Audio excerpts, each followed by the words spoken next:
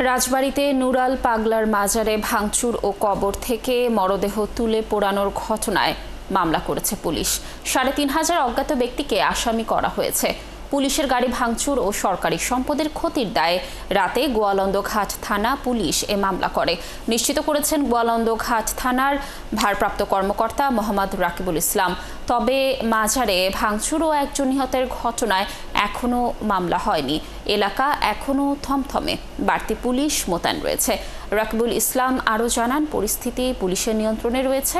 দরবার শরীফে সাধারণ মানুষের প্রবেশ বন্ধ রাখা হয়েছে। এই মামলায় আপনার ৩৫০০ জনের মতো আসামি করা হয়েছে, অজ্ঞাতনামা আসামি করে আসামি করা হয়েছে। এবং যারা এই ঘটনার সাথে জড়িত বেশ করে যারা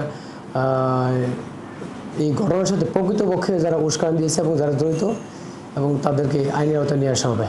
রাজবাড়ীতে নুরাল পাগলার মাজারে ভাঙচুর ও কবর থেকে মরদেহ তুলে পোড়ানোর ঘটনায় একটি মামলা হয়েছে। এ বিষয়ে বিস্তারিত জানাতে সরাসরি যুক্ত হচ্ছেন সহকর্মী মেহেদি হাসান। মেহেদি, নিশ্চয়ই শুনতে পাচ্ছেন আমাকে। মাজারে ভাঙচুর ও মরদেহ পোড়ানোর ঘটনায় পুলিশ এখন পর্যন্ত কাউকে আটক করেছে কিনা জানাবেন, এবং এলাকার পরিস্থিতি আসলে এখন কেমন দেখছেন?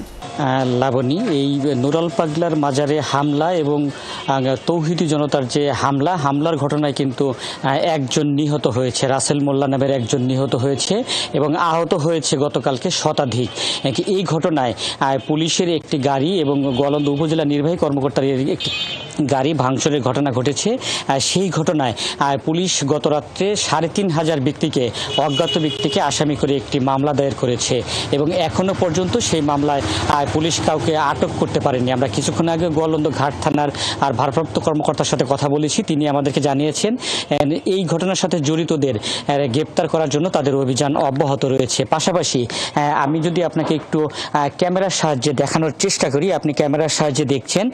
আমরা ঠিক আজকে কিন্তু সকাল থেকেই এই মাজারটির কাছাকাছি মাজারটিতে লক্ষ্য করছি। আমরা মাজারটিকে আপনাকে দেখানোর চেষ্টা করছি। এই মাজারে এই যে নুরাল পাগলা, তিনি তার ভক্ত অনুসারীদের নিয়ে এখান থেকে ধর্ম প্রচার করতেন এবং তিনি ৮০-র দশকে একবার ইমাম মেহেদি আলাইহিসসালাম বলে দাবি করেছিলেন। তার একটি সাইনবোর্ডও কিন্তু তার মাজারের উপরে টানানো রয়েছে।